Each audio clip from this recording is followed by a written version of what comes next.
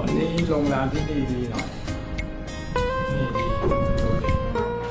มีหน้าต่างมีวิวให้ชมแม่น้ำด้วยอยู่ข้างสะพานพอดีเลยตลาดที่นี่นะเขาขายพวกหางหมูไส้หมูเป็ดย่างแบบนี้เลย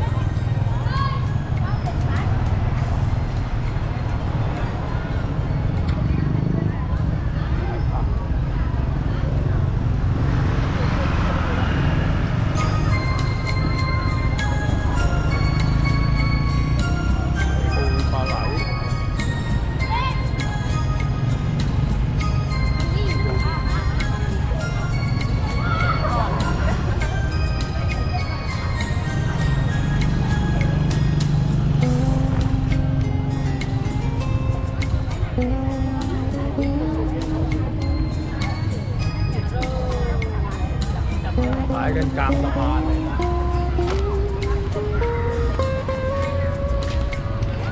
มามา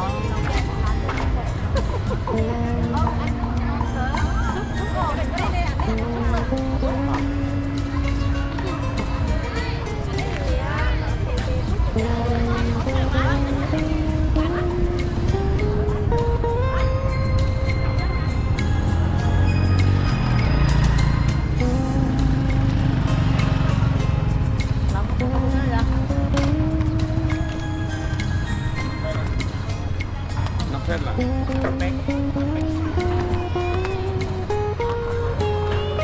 สะพานที่ตะกี้นี่เรา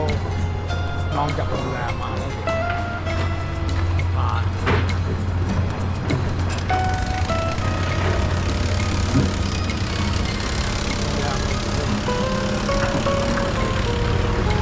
่น่าจะเป็นที่สะพานนะฮะ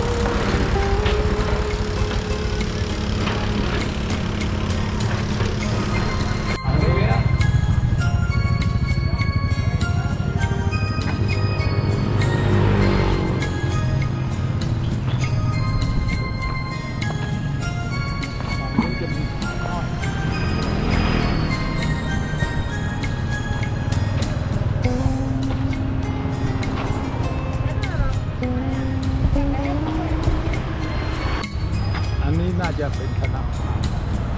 เวียดนาม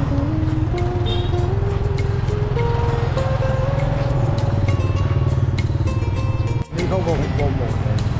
สถานที่เที่ยวที่ถนน5 ชั้นนะ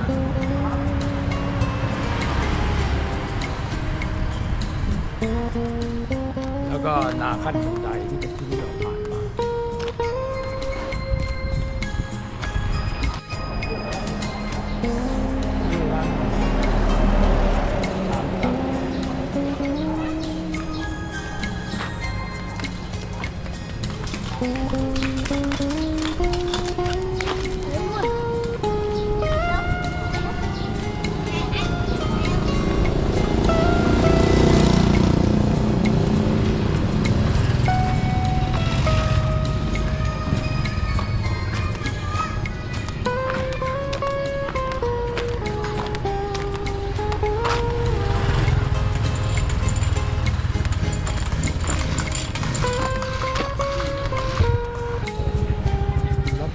ล็อตโต้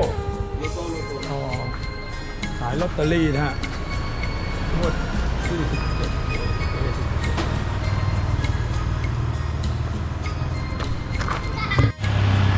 ส่วนร้านนี้นะขายพวกหม้อไฟ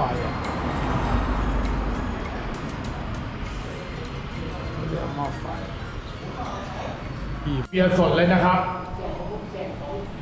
แต่กินเรื่องเต้าหู้ดูว่าอร่อยไหม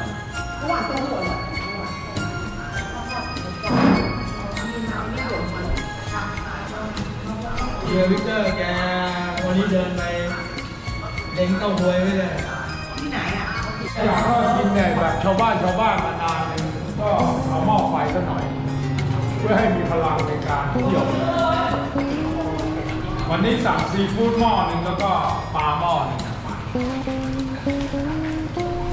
แล้วก็ไก่เล็กใจกับไก่ที่ผัดพาต้าด้วยมีต้องสั่งมาด้วย ทำมาด้วย ผมเป็นยังไง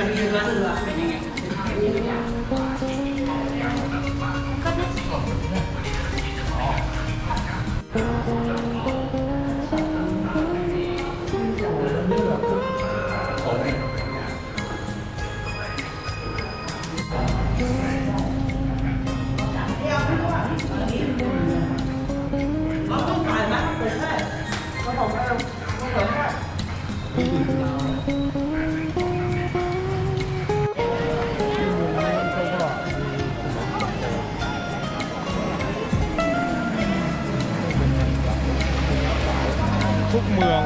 เขาจะมีถนนคนเดินของเวียดนาม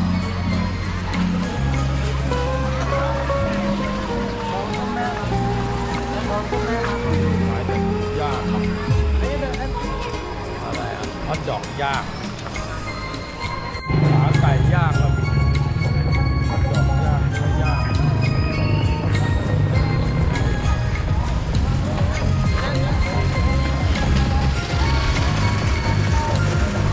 ผลไม้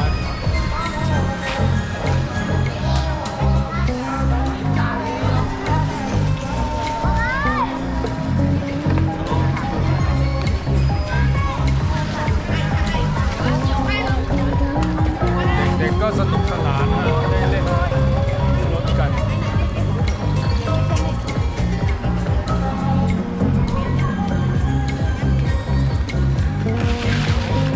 อันนี้ก็เป็นแผ่นกระโดดนะฮะนี่ของเทศบาลเอามาตั้งไว้ให้เล่นเลยให้เล่นแล้วเด็กอยากเล่นก็มาเล่นเนี่ยตัวตั้งให้สูงขึ้นไปก็ได้หรือเรียงก็ได้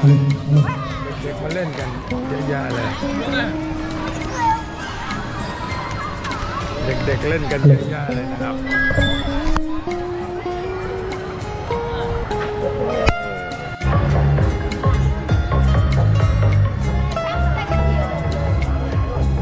นี่มันมีให้เช่า ม